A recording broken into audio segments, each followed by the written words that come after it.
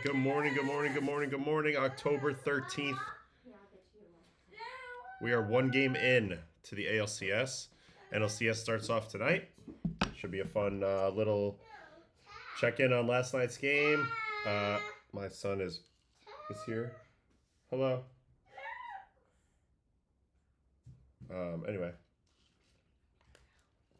Should be a fun little check-in on last night's game. Interesting game, the way it played out. Bryce Miller, big step-up job last night, big time. Yeah, it's so true. Stay for the shenanigans. That's where we're at right now. No school today. Columbus Day, Indigenous Peoples Day.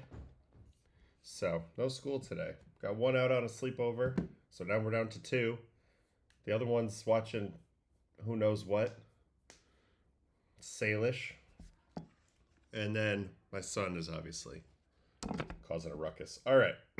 So, I think personally this was a... Ooh, we got to fix the panel here. Hold on. Let's fix something real quick. We're back. Okay. So, I think this was a big missed opportunity for Toronto last night, personally. I know that's giving... yes, Indigenous Peoples Day. I know. What's he gonna say? I know Bryce Miller. I'm not giving him any credit by saying that, and he ended up stepping up, and he was the big difference in the game in a lot of ways. But I did feel like if they could have knocked him out, the Mariners might have just laid down there in game one. They started off with the leadoff home run straight off the rip by Springer, and then after that, it was crickets. They basically throw Maddox the rest of the way. We need to watch a little bit about the approach from Bryce Miller, see if we can get any clues in there, because again, the Blue Jays are an interesting team to play in modern baseball. They only struck out 4 times last night, which should be a good thing, right? But this is sort of the other side of the spectrum in terms of the article. In terms of the argument that's been going on, about getting your A swing off or putting the ball in play. What's the threshold for that? What's the best optimal approach? Because if you put the ball in play, but it's not your type of swing, then you're not really getting out of it what you want in an 0-0-0-1 count, 1-0 count. It's more so having the freedom to swing big early in the count when the opportunity arises, and then also being able to put the ball in play and not strike out once you get into a behind the 8-ball situation, a 2-strike situation. So that's a little bit different last night. So I am curious. I'm going to watch a little Bryce Miller here. It should be fairly fast because the outs were very, very quick. But I thought that was an interesting, dynamic to yesterday's game, because you can look at the box score. Obviously, there's 2 hits. The one by Springer, and Santander got a hit later. Other than that, it was crickets. It was just out. A lot of quick outs. So I think that's where we should start today. We will go get into this now. We'll talk about the Gosman decision in a minute as well. I don't know how the fans are going to feel about that one. How everybody's going to feel about that one. I didn't like it in the moment. I didn't think it made a whole lot of sense. And that's even if they give up the run. I'd rather Gosman give up that single to Polanco than Little there, personally. But we'll get to that. All right, so Bryce Miller gets ambushed first pitch by George Springer. I, too, have been ambushed by George Springer first pitch in a playoff game for a home run. So I know what this feels like. And you would have thought it would have been off to the races for Toronto. They swung it amazing in the Yankee series. The crowd's obviously juiced here. George does what George does. And whenever you face George as a leadoff hitter, it's one of the features of his skill set is that he will take your ass deep first pitch. So you always got to be a little cautious throwing that predictable fastball first pitch of the game to George, because if he knows what's coming, I guess these guys must have called it in the dugout. Yeah, Ty France, high-fiving you Savage. I think he's telling Bieber that he called it or somebody called it. Anyway, that's the type of shenanigans that happens. Hold on, how hard did he hit this thing? 109.4. Nice swing by George. Apo Taco.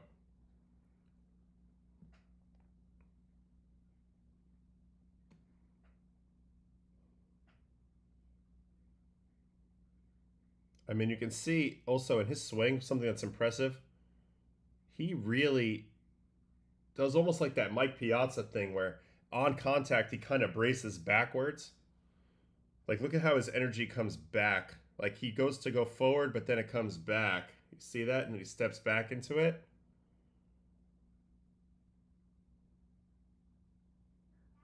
Anyway, great swing by George, 1-0. And then there was a 12-pitch walk, so we can't watch the whole... Well, I guess we can watch Lucas, who has an unbelievable battle here. 12-pitch walk.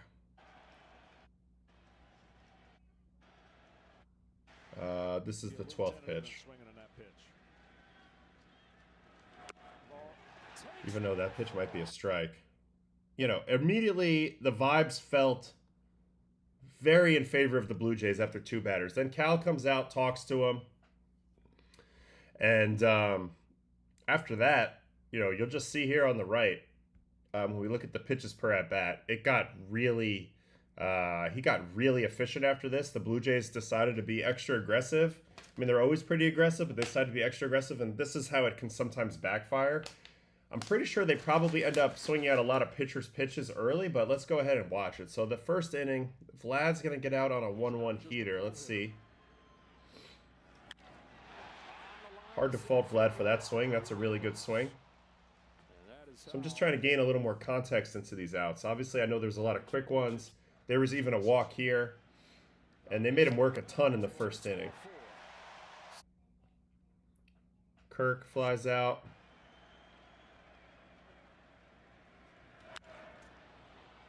That's a good pitch. Nothing wrong with that. That's just a good pitch. And then a first pitch out on Varsho. And was this hit hard? Hold on, my bad. Is this hit hard? Yeah, 102.5. So the first inning, I actually loved the Blue Jay approach. 2 walks, an ambush homer, a line out to center. This is a pretty good swing. Granted, it's right at him. And then Vlad got out on a good pitch.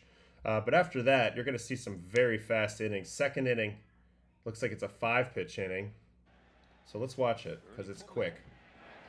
Slider, strike 1. Sinker. That's what you want. You get them to swing at balls. Quick out there. Jams Ernie Clement. And then Santander's a first pitch swing. This is their second and last hit of the game. And I don't know what happened with Robles here. He's got his positioning card in his mouth while he tries to make this play. And it takes a lot right now for Tony Taters to get extra bases because he's running in quicksand right now out there. But what is Robles doing? Like, why is it in your mouth? This guy's a clown, dude. I love it. Like, it's hilarious. But he's always got something going on. Anyway, that gets over there. And then another quick two pitch outs here to get out of the second inning. And then after that, it was just easy peasy. So already making the adjustment. Not going to get ambushed for the first pitch fastball here with a man on second. So starting soft, then going fastballs. And looks like they're going for the jams. So that's the second time that he's gone 0-1 fastball in and gotten an easy pop-up. Got one in Clement, got one on Jimenez. And this is Springer already up here. Second time through the order. Let's see how he goes at him the second time. Slider down, strike, probably fastball in. Yep, sinker in. Gets him in play. Rolls it over. Nice play. And I should note that this sinker in is the antidote. This is the antidote to giving up home runs to the opposite field. Like, if a guy's going to cover your four seam up and away with authority, they're not going to probably be able to hit the sinker running in on their hands down in. It's just, you just go opposite movement, opposite location. The one was the four seam with the carry. This one's the sinker in. He even reinforced this and tethered George to the outside corner by going first pitch slider away, which in this situation, unclear why George wasn't hunting a breaking ball here because he's probably not going to come at you with a fastball back-to-back at-bats when you whacked one the first time, but whatever. Takes it here for the strike, tethers him to away here. Now he's gotten 2 pitches away so far in this game. Now when he runs the sinker in here and gets it down in, you got no shot of beating that to the spot, especially at the high velocity, 96.5. So good job by Miller in the second, making a quick quick, immediate adjustment on Springer and really on the team in general. Get ahead and let's take a shot in if they're going to be so aggressive and let them get themselves out. So let's see how he gets his other outs. Here's Lucas. Fastball up. Kind of up in again. Another little pop-up. Now Vlad. 1-2 count.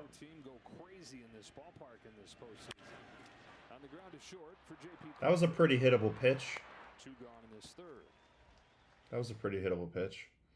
And then Barger is a first pitch out. First pitch splitter. So I have seen a little bit of an adjustment already. He's going more, you know, first pitch off speed to combat the ambush opportunities. And then he's going in when he has count leverage to force swings at, you know, pitches that they don't really want to swing at.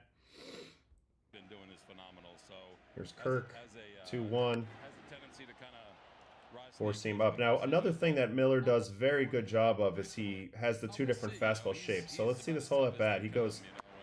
So in this at bat, he throws two different variations off two different pitch types. So the first is a bullet slider, and then he's going to throw a sweeper later in this at bat. So those are two similar pitches in terms of they're both sliders, but they have different movements. And then he does the same thing with the fastballs. This first one's a sinker. Even though it's a ball, it's got a different shape than the four seam that shows up later. So then he goes sweeper, again, different shape than the first pitch slider. And then four seam, different shape than the sweeper. So it's really hard to match the shape of in the plane of his fastball, you know, when he's mixing up the pitch types. So he just needed to get settled down in this game a little bit. And then this is kind of what he does when he's at his best. It's really hard to square him up. It's really hard to get a beat on which fastball type you're going to get. And he's got plus velocity with plus carry on this fastball. I mean, the four seam is the pitch that he was known for when he first came up. This is a 19 inches of induced vertical break, as well as 97 miles an hour and an above average spin rate. This has got excellent carry on it. When Bryce Miller first came to the big leagues, all he did was throw fastballs up. It's impressive how he's become much more of a complete pitcher in only a 2-year span, although I know this year was interrupted by some injury time. But what it does for you is it allows you to pound the strike zone with different pitch types and not have to worry about them swinging so much, because they're probably not going to square you up if you're constantly changing the shape. So another first pitch out there, and I don't blame Clement. That was a pretty good swing. But these innings were just quick and fast. Santander, 3-pitch strikeout. Let's watch that to start off the fifth. Fastball in. So I've seen also a pretty concerted effort to pitch in on a lot of the Blue Jays hitters. I'm wondering if that's a feature of the Mariners scouting report on them. Oof, destroys them with a split there. Nowhere near that. Gives the Blue Jays a little bit of their own medicine with a split finger there. And then the 6th inning, another quick one as well. Straw. Gets that sinker in, kind of beats it off. Now, this is a good comment by Nick. It is true, the Blue Jays have some hard contact in here, particularly in that first inning. They actually had more hard contact in the game than Seattle did. But they kind of let the pitching plan off the hook a little bit in my mind, just because if they could have knocked Bryce Miller out of this game after 3 or 4 innings, Seattle really had not very many places that were like great for them to turn. The other night, we obviously saw the 15-inning game. They rolled through a ton of their guys, and so they weren't in a great spot. And then this is the last out he gets after a walk. He's going to get another out here from Kirk, another inside pitch. So, okay, so one of the adjustments is don't get ambushed on the first pitch with the obvious choice, and then pitch in when you have count leverage, and he did that very, very well. What's up? Where'd you put all the pasta that I made last night? It ended up staying out all night, so I had to throw it away. I was tired last night, so I forgot, and then I didn't. I had to throw it away this morning because it was like glued to the pan. So now we have nothing. You okay? You just wasted like an entire package I know. of pasta. I know, but it was bad now. Well, it wouldn't have been bad if you put it away. I know, but I totally forgot. I asked twice.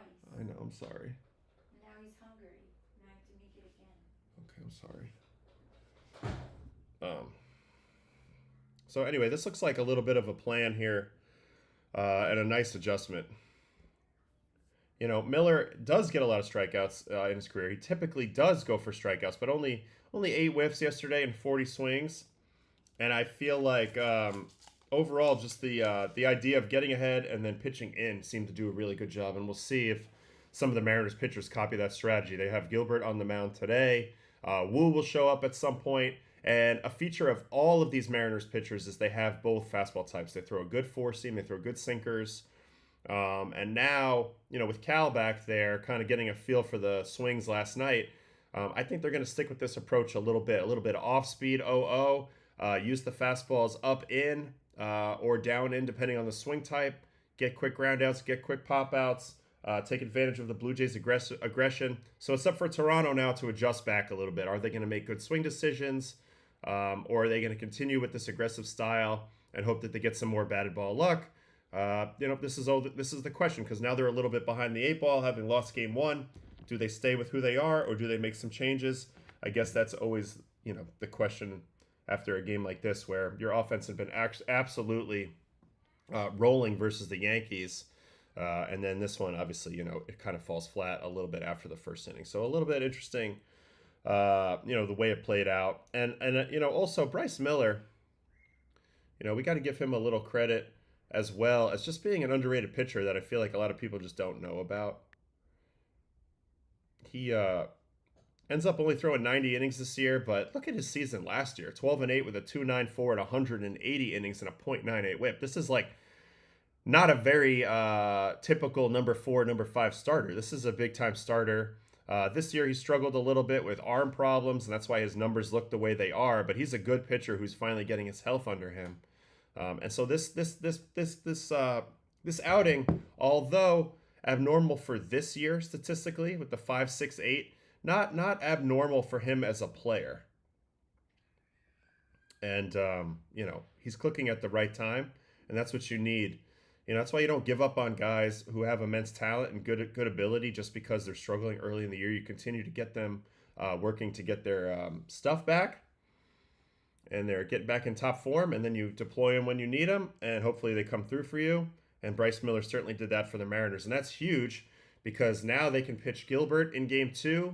They'll have Kirby ready probably for game 3 or game 4, and in the middle they have Wu at some point to launch into the fray, as well as Castillo. So they have no shortage of starters, and I think that's ultimately their advantage in the series.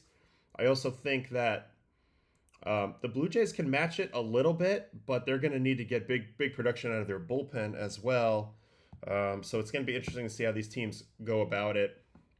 On the other side of things, there was Gausman in this game. So Gausman threw really, really well as well. He ends up going 5 2/3, 3 hits, 2 runs, 1 walk, 5 strikeouts, 1 home run on only 76 pitches. So first of all, I thought he was really, really good in this game. He gets clipped by Cal Raleigh on a split below the zone. But, I mean, I was a little surprised at the pull here, personally. I did not understand it because now you're in a 7-game series. Now you're in a 7-game series where you're going to have 3 or 4, probably 3 at least, legitimate long starts, dominant starts, because otherwise you're asking too much of your bullpen. And frankly, this isn't a bullpen like the Padres have or like some teams have. This is an okay bullpen, but I wouldn't say it's dominant stuff.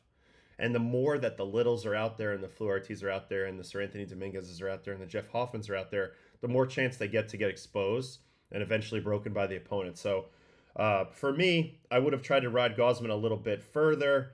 This is the 6th inning, and this is a little bit of what Schneider is looking at. Comes out with a 1-0 lead and 55 pitches and immediately falls behind 3-0 to Crawford. So that's sticking in a manager's mind a little bit right away is okay, even though he comes back and gets him out here. You know, it's one of those things where they're looking at that a little bit like, okay, so he fell behind 3-0, and then even though he comes back, that wasn't the cleanest, you know, strike throwing performance in the first batter. But I think that they're overthinking it a little bit for me. I think the velocity's still there. Overall, I think he was making enough pitches. I don't think he expected to be coming out anytime soon. He even goes punch out here to Rosarena on a split. This is a really nice split here. So he was cruising. I know Cal gets him here, but really I want to give more credit to Cal Raleigh. Let's watch this whole at-bat. First at-bat, he threw him all splits. So this at-bat was a little bit of a different matchup. But he gets himself into a good count, and then he can hunt what he's looking for. So split down, fastball down, split strike, great catch by Kirk. Another split. I just think ultimately he threw too many splitters. The fact that he went and swung at this one puts you in a weird spot, pitch calling wise. Because on one hand, now you have proof that he will chase below the zone, but he also made contact. So now, if you're pitching in this spot, and you see a guy swing at this pitch below the zone, like Cal does, to get to 2-2, it's a weird spot to be at in the count. Because for one thing, 2-2 is not 0-2 or 1-2. So if it's 0-2, 1-2, you're thinking, okay, next pitch, I got to throw it way down here and see if I can get him to continue to chase even lower. But because it's 2-2, you still want to throw a strike here.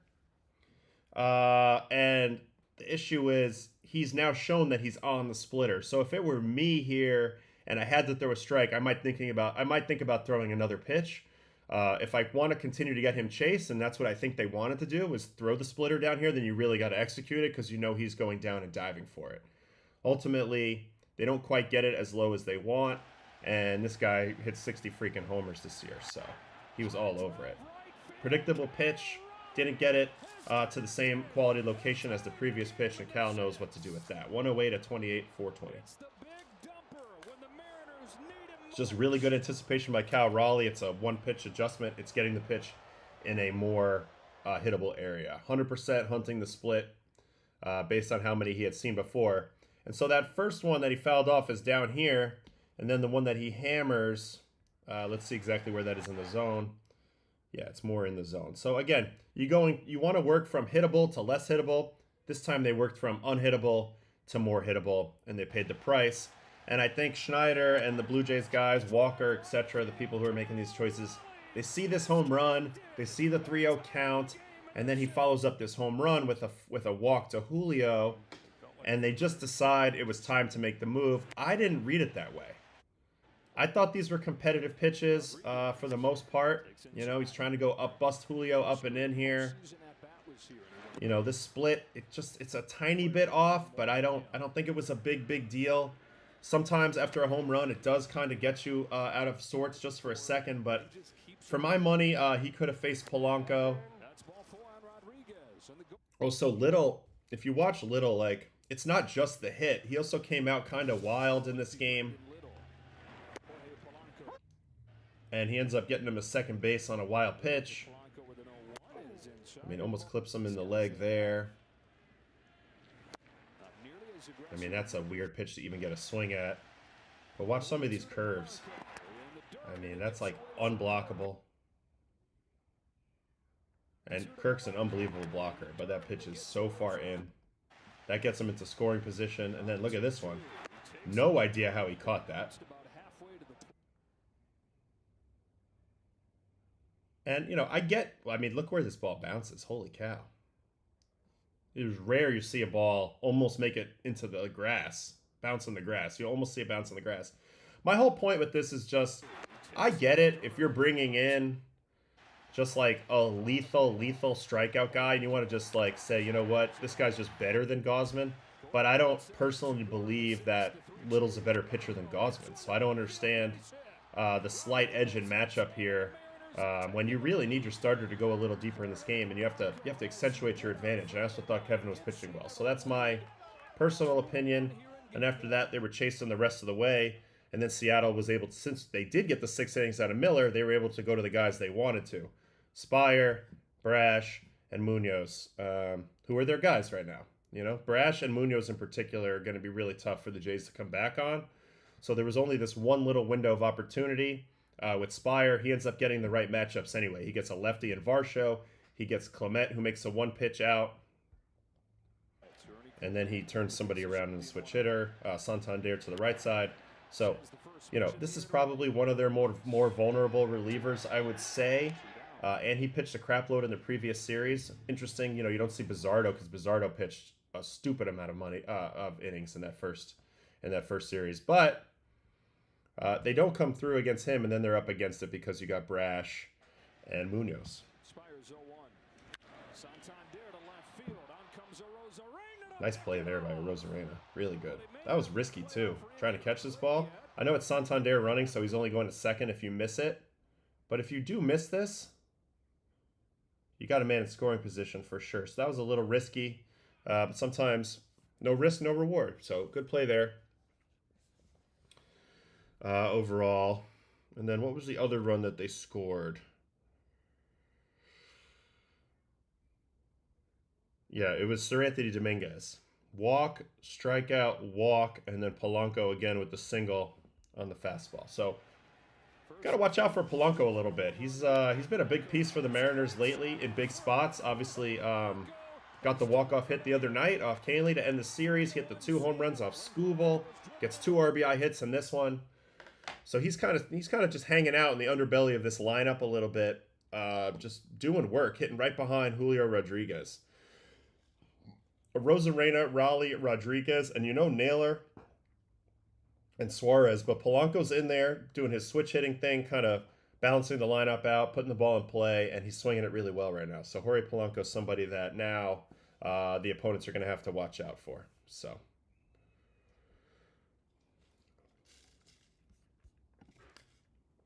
yeah, this block by Kirk that we watched just now was sick. We can watch that again. Super sick.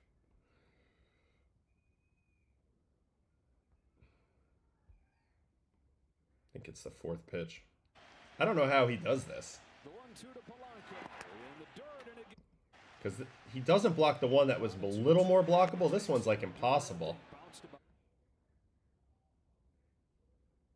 Goes to sweep the body, but then gets the glove up high. Unbelievable pick. That's nasty.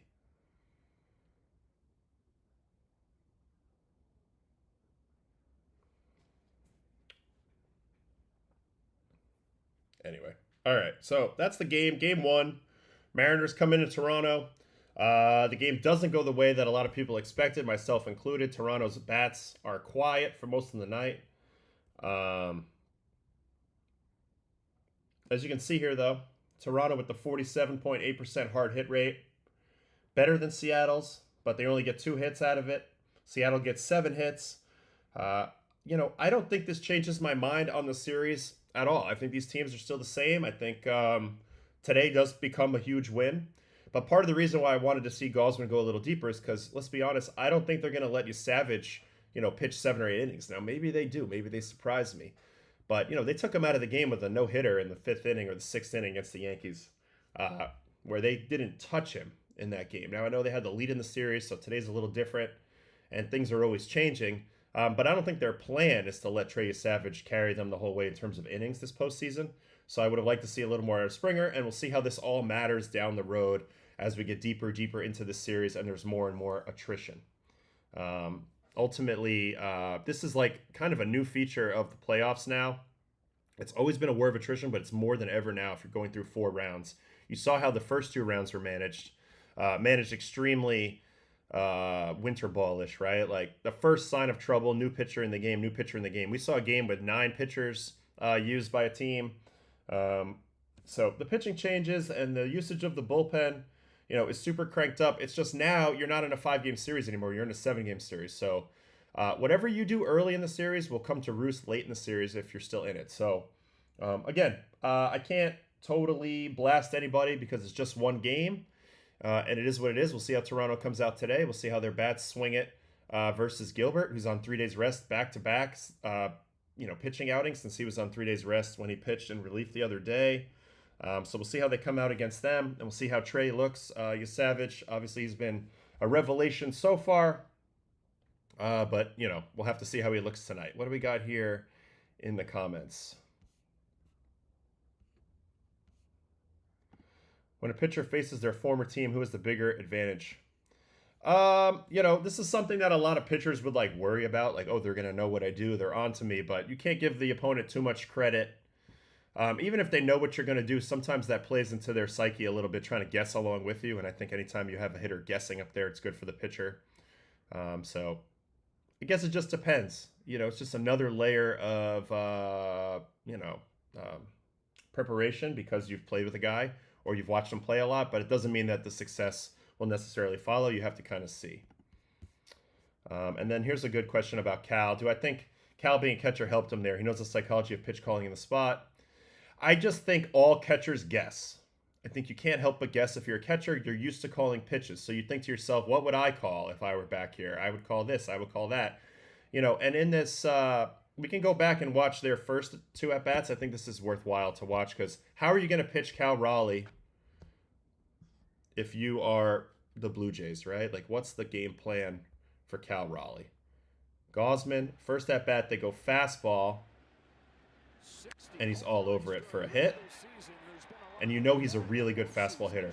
Every pitcher in the league knows Cal Raleigh is usually dead red on that fastball and loves the hard stuff, and he's all over it. Second at-bat, they flip the script and they go all splits, I believe. Split down, swing and miss, nowhere near that, taking advantage of the aggression. Split here again, ball. Split here again, foul ball. And actually think this was a key foul ball because he hits this ball really hard, and this is a bad pitch by Gauze. Leaves it up in the zone. And I think at this moment, Raleigh's realizing if I sit on that pitch and I get it in the zone, I can do something to that pitch. So even though this at-bat ends in a strikeout, it's 5 straight splitters. So when he comes to the plate,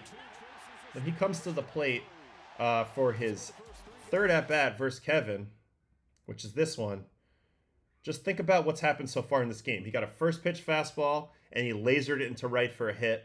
Then he got 5 straight splitters, one of which he pulled foul really well, but ultimately he does strike out with 5 straight splitters. Now, if you have a catcher brain back then, you're thinking about pitch calling, you're like, well, I hammered the fastball, and I chased the split down a couple times. So if I'm them, I think I'm going to see a lot of splitters. That got reinforced as the at-bat began in this at-bat. This is the 3rd time through with the first pitch split. So I just think he says, you know what, screw it.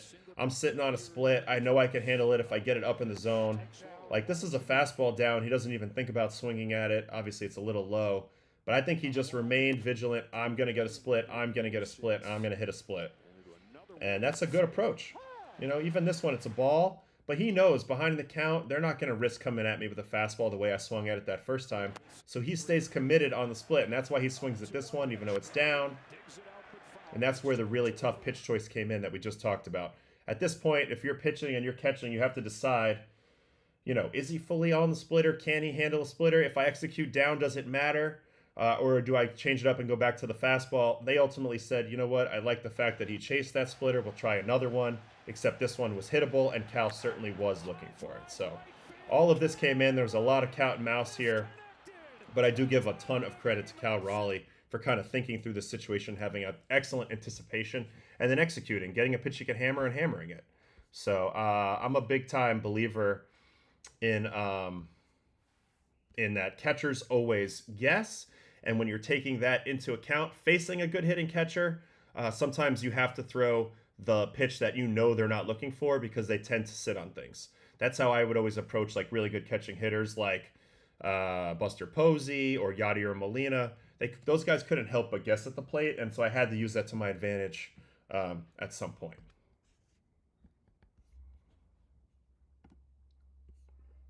You could tell Raleigh was looking for the split. He showed his timing after the foul ball he pulled. I do agree. And then I also think he mostly likes the ball middle down. No question about that. So I wouldn't mind seeing a little bit of fastball up. I know Gosman likes to play the low tunnel game all day long, as does Savage, who's pitching today. But I think Cal Raleigh, they're going to have to keep him honest up and make him speed up a little bit. So it'll be interesting. It'll be interesting there. Slider is another option, but this is usually, Kevin's worst pitch. So he usually wants to throw it in a situation where he's not going to swing. Otherwise, he would throw it for chase. But again, it was 2-2 in that spot, and he's not trying to walk anybody. And I think that plays in a little bit too. If it's 0-2, 1-2, maybe you try a slider in the dirt, see if you get a chase on a pitch type he's not expecting. But there's so many like little machinations and things that come into your head when you're trying to figure out what to throw in that spot specifically. All right. So that's it for a little bit of review on last night's game.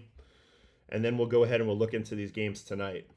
Did I ever make a batter look silly at a slider and think I can't throw that back to back because they might think it's coming? Yes. I can actually show you an example of me getting walked off for a home run by Nick Fortes on the Marlins.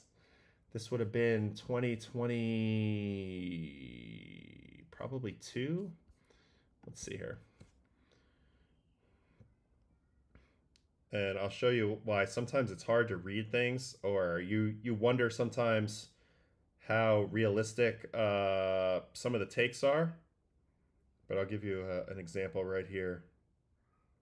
It's got to be 2020. Got to be 2022.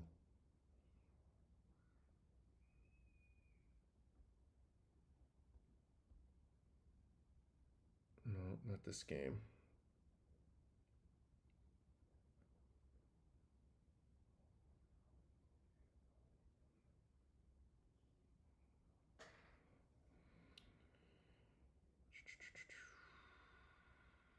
Could be this one.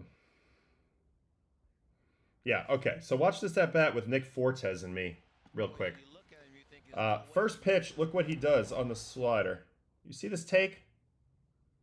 That's an aggressive, I'm scared of the ball slider take that I read. I kind of overread this as, oh, he's not on the slider. But in reality, that take, I shouldn't have read into it at all. I should have said he's still looking for a slider. And then when I throw this next slider, granted it's a much more hittable spot, and he hits it out for a homer here. But my whole thing is you're not swinging at a slider middle in here if you're not looking for a slider. And I think I should have realized that after that take, he was probably going to say, you know what, he's going to throw me another slider after I look bad on that. And that's another example of a catcher guessing and guessing right and me not reading the situation. Oftentimes, as much as this looks like a bad pitch in, and it is, I almost never got swings on these pitches in my career, especially if the guy was worried about getting hit. Typically, they would kind of bail out of here and not swing. But anyway, that's just an example of reading the take and maybe guessing wrong on my end while he's guessing right on his end. So I wanted to throw that out there real quick.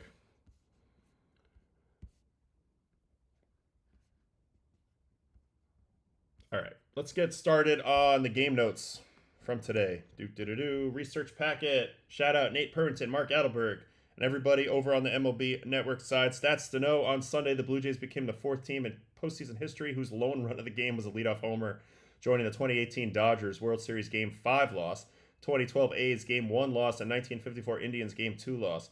Fewest pitches thrown by a team in a postseason game since 2010. Padres, Royals, Dodgers, and this Mariners, only 100 pitches needed, and that's with like 27 or whatever it was in the first inning. So pretty remarkable that this happened. Very rare, very rare. All right, tonight the matchups: Gilbert, Yasavage, we know about that, and it'll be Snell versus the Milwaukee's best pitcher, which is TBD. TBD's been doing a pretty good job for Milwaukee. They love to just kind of surprise you with whatever they're going to do out there. All right, Mariners at Blue Jays. This game will be at 5:03 Eastern tonight. This is a must-win for Toronto in the current 2-3-2 format. 27 of 30 teams who won the first 2 games of a best-of-7 series on the road have gone on to win. The only 3 exceptions came in the World Series: 85, Royals over Cardinals; 86, Mets over Red Sox; and 96, Yankees over Braves. After Santander's one-out single in the second, the Jays were hitless in their last 23 at-bats on Sunday. Jays 100 pitches seen on Sunday were their second fewest all season. 94 pitches seen in 8 innings on August 14th home win versus Cubs. Second straight day, Mariners send a starter on short rest. So Logan Gilbert takes the ball after 2 scoreless innings of relief in Friday's win. So he threw 34 pitches on Friday. So that gives him Saturday, Sunday, 2 days off, and then today. So we'll see how much length the Mariners are capable of getting out of Gilbert, but I do think he'll be sharp. And we'll also see early kind of, where his velocity's at, and maybe if there was something that took a toll on him from pitching in that game. But the fact that he's already announced tells me that they feel pretty confident about it. They didn't worry about it. They announced him yesterday, so they were feeling pretty good about it. He's allowed 1 run in 8 innings in the LDS, all versus the Tigers. It was just literally he gave up 1 run in the 6-inning start, and then he threw the 2 shutout in that 15-inning game. He did face Toronto back on April 19th. He allowed 2 runs and a season-high 10 base runners in 4 2/3, getting a no decision in the 8-4 Mariners victory.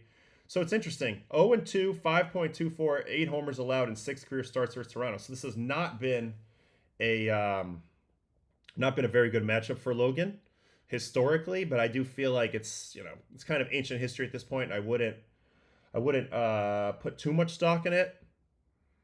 But it's something certainly to be noted. On the other side, Savage is not allowed to run his last 10 1/3. We all know that. He's been filthy, and it's interesting because they go Gausman and him back to back. So it's a similar approach in terms of bottom of the zone swing decisions. However, much different approach angles. And Savage is definitely the type of guy that if you haven't seen him before, you're going to struggle if he's getting ahead in the count. So I expect more of the same today from the Mariners offense. I also wonder if there's a little bit of a reluctance to overload the lineup with lefties versus Savage. He just carves them up. So maybe when you have a tough choice, you leave a righty in there. We'll see. Since his debut, opponents are hitting .069 with 2 singles, 18 strikeouts, and a 61% whiff rate against the split. So the split's one of the best pitches in the game. And we have to watch out for basically the swing decisions made on it by the Mariners now. The chase rate's been incredible below the zone, and I've been often wondering what does it look like when Savage is going to struggle. I think it's ball. I think it's command. I think if you stand there and he doesn't get ahead of you, you got a shot to get yourself into some predictable hitting counts. Also, can he throw the splitter for strikes? When he throws the splitter for strikes, it opens up the whole world to him. When it's just fastball slider for strikes, it's not the same effect. So that's a big thing to look out for early in this game. Is he trusting his splitter behind in the count, neutral counts? Is he getting ahead with that? Or is it just fastballs? So that's something to look at probably in the first inning or so, just to get a sense of how Trey comes into this game throwing. Toronto starters have allowed 6 runs, 5 earned in 20 innings. That's a 2.18, and the Pen has allowed 16 runs in 23 frames for a 5.79. So this is part of my argument as well for keeping Gausman in. It's not all about the one game. You want to have Toronto starters with the 2.18 ERA pitch as much of the share of innings as possible, considering their bullpen has basically more than double the ERA in that same span. So Toronto should be hedging towards having their starters pitch as much as they can. They didn't do that in Game 1. Let's see how that bites them the rest of the way. Raleigh has hit safely in all 6 of Seattle's postseason games. So he's hitting 400. He's hitting 400 with a 1,300 plus OPS in the playoffs so far. So some of these guys who had these amazing regular seasons, and you expect them to slow down a little bit, maybe in the postseason, have certainly not. Judge looked great. Vlad's looked great. Raleigh's looked great. So it's just continued. He's also raking the Blue Jays in his career. He's hitting .315, .383, .852 with 9 homers in 14 career games against Toronto. 1 home run every 6 at-bats. So they have not figured out Cal Raleigh yet. And then Jorge Polanco, which I just mentioned, he's come up clutch this October. His 2-homer game versus Skubal keyed the LDS Game 2 victory. His walk-off single in Game 5 sent them there. And then he got 2 RBI hits yesterday. His last 38 games, .319, .368, .645. So that's 1,000 OPS out of Jorge Polanco. This is the emergence of a hitter that they didn't know what they were going to get necessarily, but it's really good timing for them because some of their other guys are scuffling a little bit, including Suarez. And then Munoz just threw 8 pitches to close out Sunday. He's thrown 6 1/3 scoreless so far this October without allowing the hit. Opponents are 0 for 17 versus his slider so far, and he's cranked up the slider usage crazy in the playoffs. Munoz now is throwing 83% sliders in the playoffs. He was 50% sliders in the regular season. So clearly his velocity's been down a little bit. I wonder if that was the case yesterday as well. He didn't throw a whole lot. Yep, velocity down on the slider too. So I have a feeling that Munoz, as effective as he has been, there is a little bit of fatigue setting in here. And I think this is something to watch out for. He's been lights out so far, but there are some red flags that are developing a little bit under the surface. They're trying to mask it with the slider usage. Really kicking up the slider usage to maybe protect the fastball. But we're going to see. We're going to see. This was nice, though, for him that he only threw eight pitches yesterday.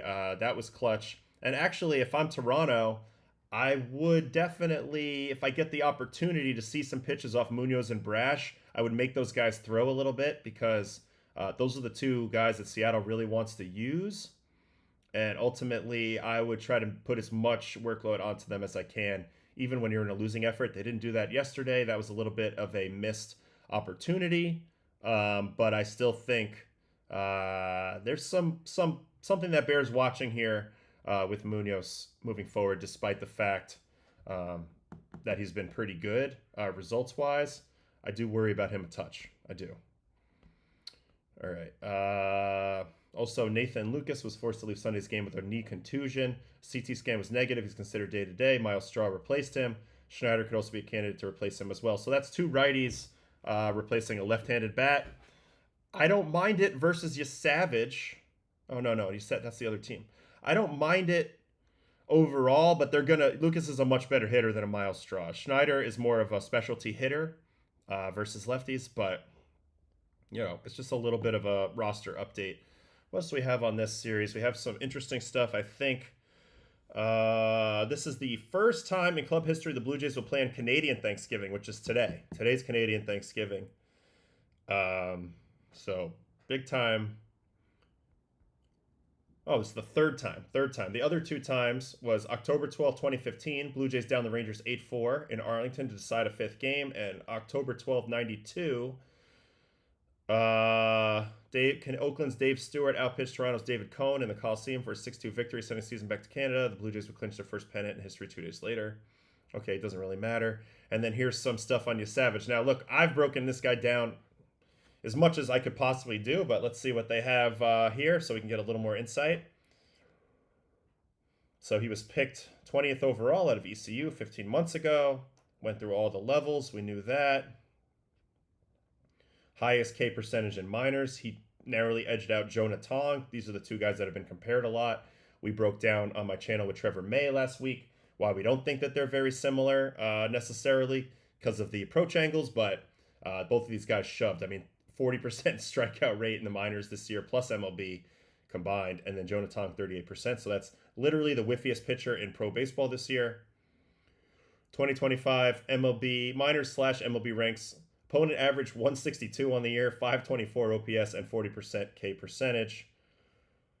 Pretty incredible. He's been the toughest pitcher to hit this year because of his unique arm angle. While he's 6'4", he throws from the most over-top angles in the game. So we've talked about that a lot. The downward angle, it takes everybody a little bit of time to adjust to this. I don't think Seattle will adjust to it very well today. I think their best hope is that he comes out a little wild today and they can get him out of the game kind of early. But I expect the Savage to look really, really good.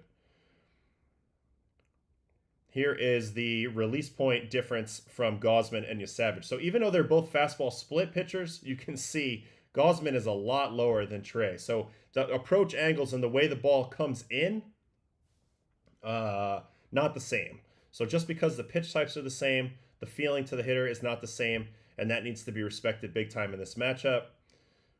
He also has basically the same arm angle between all of his pitches. It isn't the case for a lot of other pitchers. Bautista has an 8-degree difference between he releases his sinker and splitter, and there's only a 1-degree difference between the pitches for Savage. So this is a key point. A lot of times a pitcher will have to... no, Schneider's just a righty. Schneider... Savage is the type of pitcher that everything's up high, but everything's here. A lot of pitchers will be like they'll be in one angle on their fastball or sinker, and then they need to throw a split or a curveball or something, and they'll hike up higher or they'll hike down. He's not doing that, just adding even more deception to what he's doing, where the arm angle is virtually identical and they won't be able to identify that. Just another layer in the deception that Trey provides. And yes, the splitter has been the pitch that separates him. It's got the highest whiff it's got 61% whiff on the split, which is just otherworldly. And the big key to it is not chasing it in the dirt. ultimately, we're going to have to see how Seattle does against those pitches below the zone. I think that defines their offensive approach today. Scouts have said the Savage splitter falls from the sky because of his arm angle, considering how high he releases that pitch and where he locates it. Hitter seeing the pitch released from 7.2 feet on average. The hitter is seeing it fall almost 5.5 feet. Only two other pitches in all of MLB have that large of a drop, which are Blake Snell's curveball and looks like maybe an Andrew Chafin or Justin Verlander slider is similar. Again, we've broken this down at length in terms of the angle coming down. It just hides all the pitch types. If everything's already coming in the same, is trending the same way out of the hand, you can't identify which pitch it is until a lot later in the pitch's flight path. And ultimately, that is the challenge that Trey Yesavage presents. And that's why it's super key for him that he gets ahead early in the count, that he lands some fastballs at the bottom of the zone, that he uses his off-speed pitches for strikes early in the count. If he does all that, he's going to get that chase below all day. If he's throwing balls, then it forces him into the zone, and it gives Seattle a much better chance to do some damage against him. He also has easily the weirdest slider in the game in terms of arm side movement. Inches of arm side break on his slider, 3.4 inches to the right. Most sliders go to the left if you're a righty. So it's one of the weirdest pitches in the game. Full stop. Now, this has been the concern with him. When you're facing righties, will he back up some sliders down the middle into their bat? Probably yes. So location becomes even more important for the slider. But it's also because it's so unique and odd, he gets some funky swings. Going back a couple days ago, you can watch him get Stanton to chase off the plate inside on a few pitches. Here, which I can show right here when we're looking at Yesavage.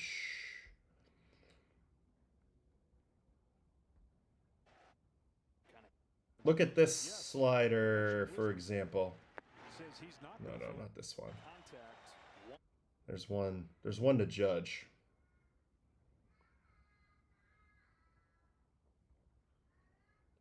Hold on, where's Judgy? Yeah, during this strike. Yeah, look at the swing on this slider right here. This ball goes straight to the right. This looks like a splitter by movement. You know what I mean? Like a changeup fading in or a sinker fading in.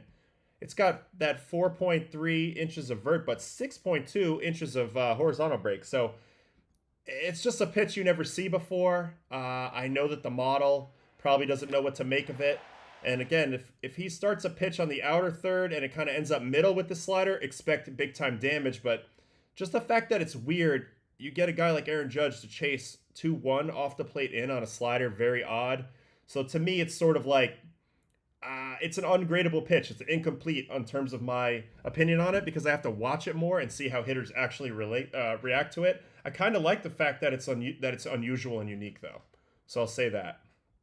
Anyway, that's what they were hitting on a little bit in that portion of the report on Yesavage. Yep, this is the arm side movement. Also has an incredible amount of induced vertical break on the four seam. So even though it's way over the top, he's getting a ton of backspin. So this is another feature of him. When he does go up in the zone, although that's not his normal game, the ball rides incredibly well. So he's going to be able to get chased above the zone and below the zone. I really think it comes down to like how early he's in the strike zone and whether they make good swing decisions in terms of what they're trying to ambush early in the count, or especially when they're behind in the count. If they can not chase below the zone. That's kind of the game versus Trey, and we'll see. Mariners get their first shot at him. Personally, I expect him to go through them pretty easily because, again, without having seen him and been in the box, you're going to struggle. And this is a little bit of the other thing I was talking about. He's actually better versus lefties. Now, he's been great versus both, like a 600-ish OPS versus righties, still fantastic. But it's a 430 OPS versus lefties. So I think you do the reverse split thing, and you kind of approach him like they used to approach Mariano back in the day, and you put righties up against them instead of lefties. I think that would be my approach when I'm on a 50-50 choice. I would definitely pick righty over a lefty versus Yesavage. Pitch usage. Yeah, he tends to be almost all fastball split versus lefties. And versus righties, he's mostly fastball slider with occasional split with 2 strikes. So he is a little bit more predictable. I think the next level up in his game is figuring out something that goes left, but also mixing up his usage, especially versus righties where he's not as predictable, where he's throwing a little bit of all 3 of those pitches, if not a 4th that he eventually will figure out. Most chases out of the strike zone, fewest swings in the zone. This is the ultimate holy grail if you're a pitcher, and I don't think this will continue for his whole career or whatever. But if you're getting people to take strikes in the zone and swing at pitches out of the zone, you've done your job. You've done your job because, newsflash, people get hits in the zone. And if you're taking the pitches that you have to hit, not good for a hitter. And if you're swinging at the pitches, if you're swinging at the pitches out of the zone, good luck for the hitter as well. So this is the other thing is the first pitch swings. They're hitting 323 with a 452 slug versus Savage on the first pitch. So he knows he needs to get ahead. They know he needs to get ahead. So like one of the mini battles within the game here is trying to pick what he's going to throw first pitch and ambush it. This is why him getting ahead with an off-speed pitch is so freaking critical. If you can only get ahead with the fastball, then the Mariners will have a shot to hunt those fastballs and do damage on the 0-0 counts. Otherwise, they will not, and they'll be screwed. So look for first pitch results and look for overall levels of chase below the zone and how patient the Mariners are throughout the lineup. That will define their success for Savage. And on his side, it's all about getting ahead in the count, striking his off-speed pitches early. And then that's about it. Let's see here.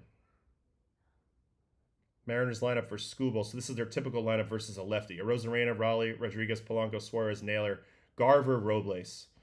Yes, I could see that. I could see that going the same way. Chase Headley told David Lauria of Fangraphs that he hit right-handed against Josh Colementor, a righty with a similar R-slot to Savage. If you guys remember, Josh Colementor, who pitched for the Diamondbacks and was a pretty damn good middle reliever for a while. He was another one with the extremely high over-the-top slot, dominated lefties. This is an example of a really good switch hitter, Chase Headley, deciding to hit righty. Here's the quote. "I know I did it against Colementor. I remember talking to some right-handed guys. They said it felt good hitting against them, so I tried it, and it felt better. This was towards the end, though. I faced him a decent amount, but didn't try going right on right until I probably had 15, 20 at-bats against him. I think I only did it that one time." And you can see here, Colementor might even be more over the top than Savage was. So an interesting comp here. Obviously, Colementor threw about 88, 89, and Savage throws 95, 96. There's a little bit of a difference in terms of velocity and nastiness, but this is one guy from recent MLB history that they can kind of look at, as a possible way to maybe combat him. Like, okay, maybe we'll throw more righties in there. What's our approach going to be? And ultimately, I think that's pretty important. All right, let's get in the chat for a second, and then we'll cover the Game 1 Dodger Brewers. And we'll call it a day. When a pitcher changes his arm angle on different pitches, is that a form of pitching tipping? How easily can batters pick this up? Yes, but it has to be drastic. You're not going to notice anything in like 3 or 4 degrees, maybe even 5 degrees in arm angle change. That's something that I've realized over time. The hitters cannot see subtle changes like that. The arm comes through so fast. And for you to be able to see it coming through and be like, oh, that's the changeup. Oh, that's the slider. Probably unrealistic. So it would have to be dramatic. And in Savage's case, it's completely not dramatic. It's 1 degree difference, so should be fine. And imagine if he could throw the high school curve. That's been suggested since his pitches are pretty hard. Generally, splitter's fairly hard, curveball's fairly hard. Well, is the splitter fairly hard? Either way, something even slower with more vertical drop, I think, could be useful for Savage as well. So, good ideas here. All right, Dodgers, Brewers notes. Dodgers at Brewers, 8:08 Eastern. So this will be the game that will be going while on Baseball After Dark tonight. And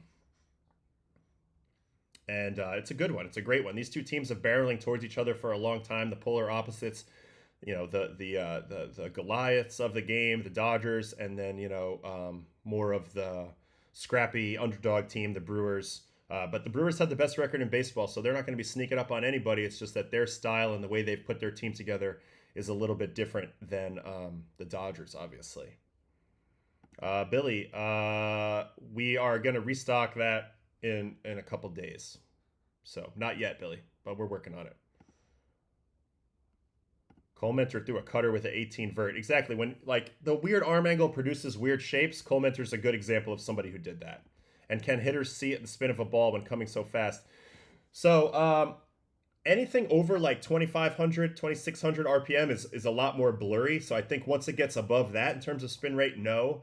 But some really good hitters, including Brandon Nimmo, have told me that it's not so much that they see the spin perfectly. It's just that they know that the spin rate sometimes can let them know on the pitch if it's super blurry and the only pitch that guy has that's blurry like that is a breaking ball. They'll see tight spin and they'll know it's a breaking ball. If it's a little looser, slightly looser, they know it's a fastball. And if it's way looser, they know it's a changeup.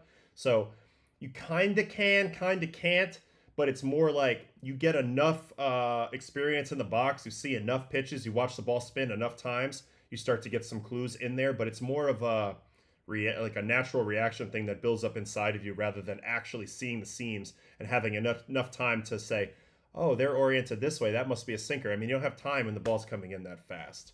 So you're looking at some cues of ball flight, and the spin is part of that. But I don't think that they see spin as well as maybe some people say they do. But I think something about the spin tips off some things at times. All right. The Brewers are back in the NLCS for the first time since 2018 when, guess what? They played the Dodgers. And they went 7 games, but the Dodgers ended up coming out on top. In that one, only the Guardians have a longer active drought than the Brewers, 57 years since they've won the World Series. The Brewer, oh, they did not win the World Series, but 57 years since they've won a title. Well, since the city has won a title, because it used to be the Milwaukee Braves. Brewers had lost 5 straight potential series clinching games until they finally won the other night, and the Dodgers look to become the first defending World Series champ to even reach the World Series the next year since the 2009 Phillies, who obviously lost to the Yankees that year. But that would be a good feat because it's become really, really hard in this sport to repeat or even get close to repeating. Fascinating, though, the Brewers won all 6 matchups with the Dodgers in the regular season. Each of those 6 games came during a 2-week stretch that included the All-Star break. So, yeah, they beat their ass this year during the year, and that's why I think this is a funky matchup. Everybody's going to be picking the Dodgers, including myself, but the Brewers have some success against these boys recently. They did not see Snell, Sasaki, Muncy, or Kike in that series, and Shohei was 6 for 22 with 3 home runs and 7 RBIs in those 6 games. All other Dodger hitters did nothing versus the crew. So Ohtani's been struggling in the postseason, but he's the one who smacked around the Brewers in the regular season. The rest of the guys did nothing, but they've been hitting better now. So I actually think you can take a lot of this stuff and crumple it up in ball and toss it out.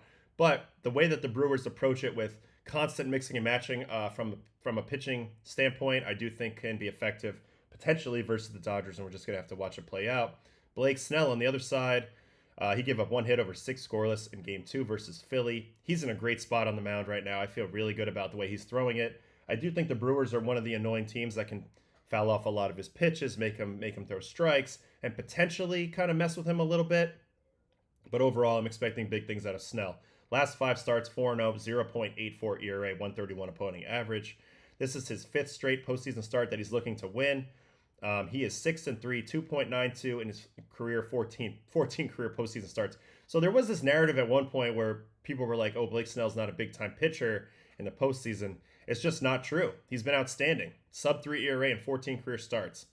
Brewers led MLB with a 268 average versus lefties this season. They faced a lefty starter in 4 of their 5 postseason games, and they were 3-1. So this is why there's a little bit of concern in the matchup here. I still like Snell in this game. But I definitely feel like Snell's in a good spot. But this is an interesting matchup of a pitcher who's flowing in a matchup that the Brewers kind of want at the same time with the lefty dynamic. Pat Murphy said he's probably going to use an opener Monday, followed by Quinn Priester or Jose Quintana. Quintana pitched versus the Dodgers in the NLCS last year. I don't think that went very well. So the Dodgers have a little bit of familiarity with Quintana, maybe not as much with Priester. You know, the Brewers and Pat Murphy are doing a big time, Bill Belichick type move here, not really giving us any information about their pitching plan and kind of making it up as they go, I think. And so in a way, it's kind of effective, but also I'm sure they'd love to have Blake Snell starting for them as well at the same time, right? Priester, who's on 4 days rest, struggled in his Game 3 start, didn't make it out of the first inning. Quintana threw 3 scoreless innings on 49 pitches. So who they go with here will be fascinating. I think they'll probably fire somebody based on what the score is and the lineup status at that time. Mookie has hit safely in 5 of the 6 games this postseason. He's hitting 385 with 3 doubles, a triple, and 4 RBIs. This has been big for the Dodgers. Once they got Mookie going late in the second half this year, their offenses looked a lot better. It's part of the reason why I'm picking them.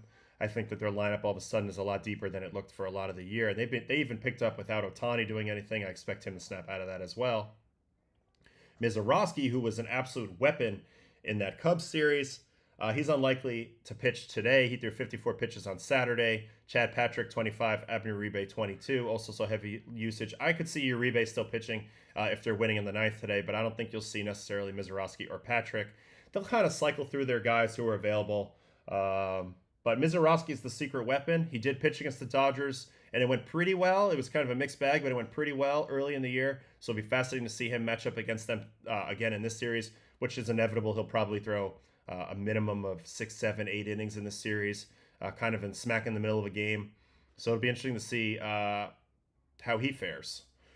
Brewers relievers as a whole in the DS, they went 30 innings with only 4 earned runs, a 176 opponent average, and a 120 ERA. So the Brewers' strength is in their bullpen, and that's why they kind of pitch the way they do. They do a lot of opening to then get to a favorable matchup for the bulk guy. Outside of Peralta, they pretty much do this. It hurts them that Woodruff isn't healthy, and then they just go and they mix and match their relievers. They have a ton of velocity.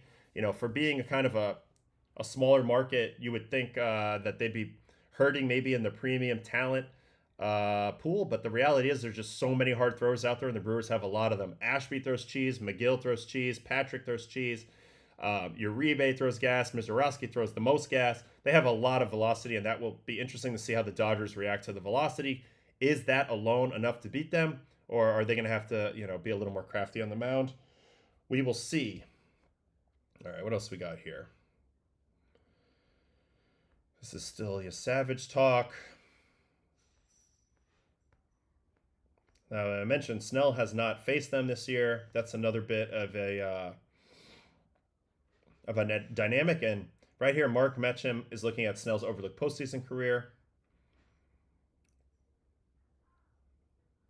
He is 7-3, 292, 196 opponent average, almost 11.5 Ks per 9. 2 runs or fewer in 10 of 12 starts.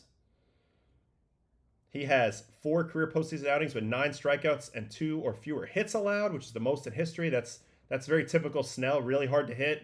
Strikes out a lot of guys. And he's looked good with LA. He's pitched well both against the Phillies and the Reds coming into this game. This is going to be an awesome matchup tonight. Most consecutive postseason wins as a starting pitcher. Cliff Lee and David Wells each have 6.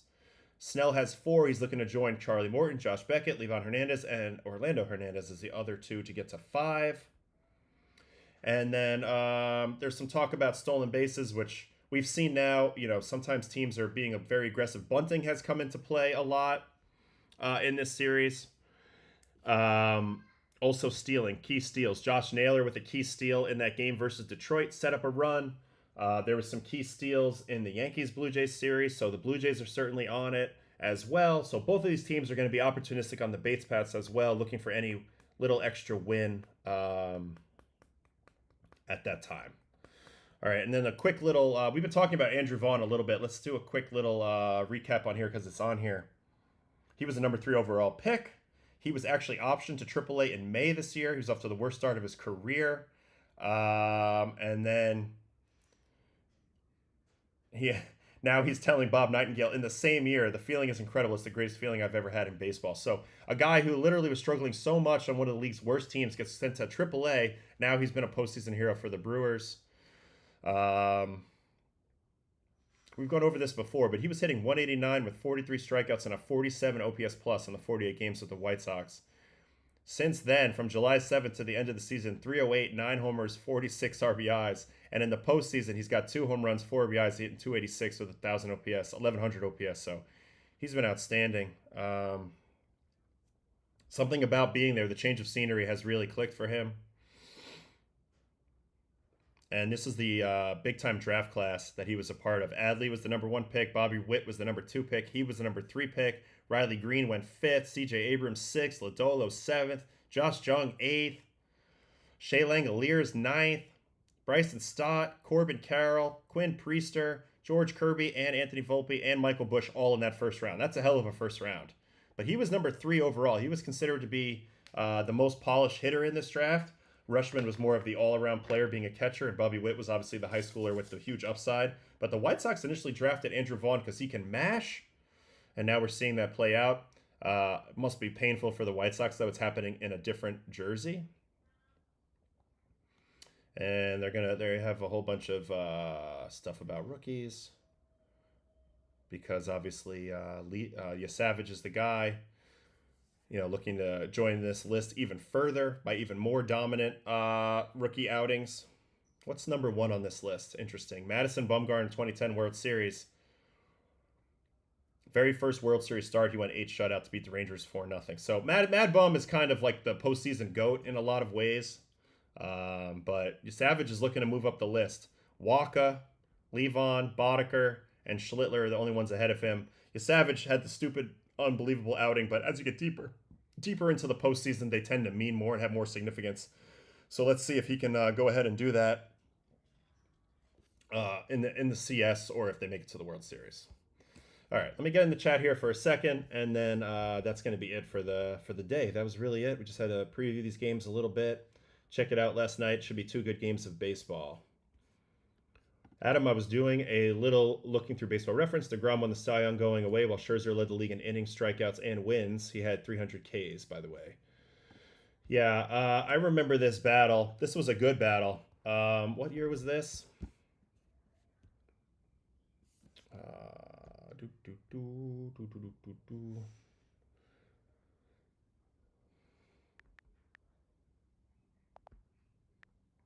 DeGrom. And then Scherzer. I'm just going to do this real quick for fun. Will we see Scherzer in the series? He's on the roster. Will he make a start? It'll be interesting to see. Yeah, this was the year he had the 300 Ks that he came in second. So Scherzer goes 7.9 WAR, 2.53 and 33 starts. I mean, hard to beat that. 0.911 whip, but I think Jake was definitely better on a rate basis, right? Was that the same year, 2019? Oh, 2018. So, yeah, well, the ERA disparity is big. 1.70 versus like a 2.5 is a big deal. It's almost a complete run, and he still threw 217 innings. He didn't strike out as many guys. But I think ultimately, the game runs are still the most important metric in the game, right? Runs. So I think that's why Jake was rewarded in this one. He just gave up way less runs. 41 earned runs. Scherzer gave up 66 in about the same amount of innings. So 62 earned runs. It's a big difference. It really just comes down to that. Simple as that. I think Max was incredible. Jake just didn't give up runs. If you don't give up runs, it's really hard to get beat. All right, what else we got here? Does Blake Snell walk a lot of batters? He has a little bit of a walk rate issue in his career, but I wouldn't say anything crazy. I've been on record saying that I think Snell has a lot better command than he's given credit for. But yeah, a lot of it, it's just this 4 walks per 9. He had 3.8 walks per 9 this year, which is manageable when you don't give up hits and strike out as many guys. But I think the big thing here is on both sides today, chase rate. Chase rate shows up so big in the postseason, making a guy throw more pitches, getting him out of there, not getting struck out, putting the ball in play, fouling pitches off. That's kind of the method to beating Blake Snell. Foul his pitches off, make him throw, make him continue to prove that he can throw strikes, and get some free base runners. That way your hits are worth more when you get them. So he does it a little bit. And yes, I will be going on after dark tonight, 9 p.m. tonight. We will do baseball after dark, and we will cover both games. It'll be really fun. Got a couple more questions here. He hasn't much lately. Snell will purposely walk guys who gets behind the count. He's in a good mode right now. I don't think walks are a concern going into the start. That would be the hope for the Brewers, but we'll see. Right. It's more by design. He doesn't get hit. Sometimes guys got to find a way to get on base. If you're not getting hits, you'll definitely be more likely to seek walks a little bit. I think that happens a little bit with Snell. All right. Anyway, that's it for the show today. I will be on tonight, Baseball After Dark. We will be looking at the 2 games that happened today. Thanks for hanging with me today on Baseball and Coffee as we got prepared. I am picking the Brewers to win Game 1 today and kind of put the fear of God in the Dodgers a little bit. I think it'll be a low, scrappy game, and the Brewers will use a lot of bandwidth to get this win. I'm still picking the Dodgers in the series, but I think for today, I'm just picking the Brewers for whatever reason. I feel like they're going to have that weird magic in the Game 1, and I'm definitely picking Toronto today. They have a must-win, and they'll do whatever they can. So let's see if my picks are right. We'll see what you guys think, and I'll see you guys tonight on Baseball After Dark. Thanks a lot, guys. Have a good one.